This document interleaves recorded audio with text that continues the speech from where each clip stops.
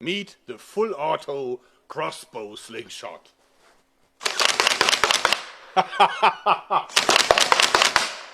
Let me show you its features. As you see, it's operated by this Makita battery drill, which is really strong. It has about 50 Newton meters of torque. And then when it keeps moving, it actually automatically fires the trigger.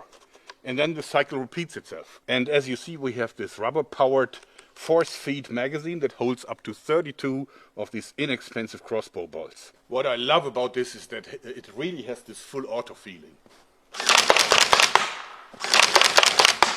That's what I mean. That's what I'm talking about.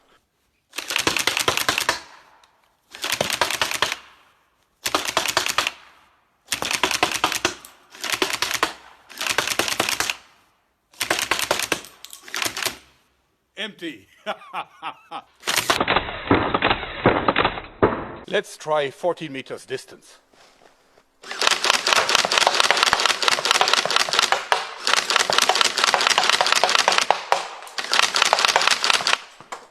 It works.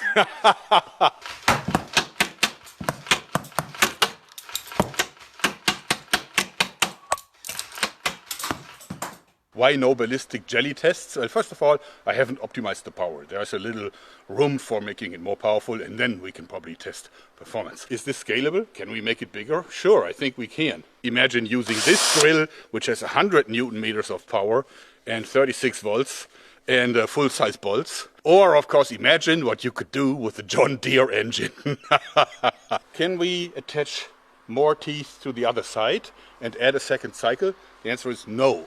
The bands actually pushing back the sled and also the main band need some time for their action too.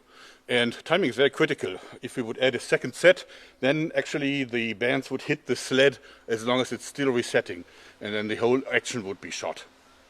It's awkward that the drill is sideways. Is this really a problem? I don't think so. This is not uncomfortable to hold. It actually gives me a lot of dexterity. And it is not a necessity to always pull the trigger with your right hand finger. You know, can do that the same way with this one. Can this be done with an exchangeable magazine? Sure. It's a little bit of mechanical efforts, and then you can do it. I just don't have enough of the bolts. Is this legal in Germany? Yes, it is, because as you see, it doesn't have a tubular barrel.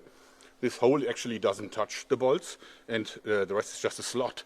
And therefore, this isn't considered a firearm. It's also not a crossbow because it's obviously not operated by muscle power. So it's unregulated. Why is the fork so wide? The angle here would be a lot more steep, and that would squeeze in the sled in cocked condition, and actually would make it harder to pull back the sled on time. So why I am still shooting in first gear and not in second gear, although that would be a lot quicker?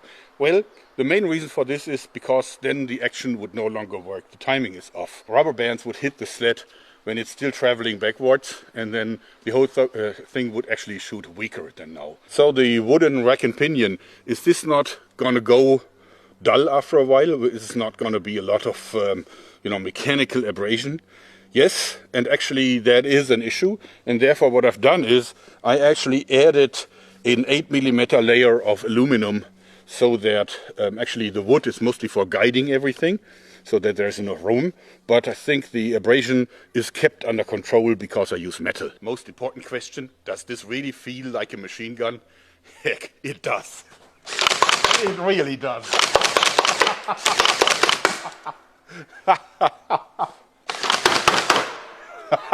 Well, I hope you like this.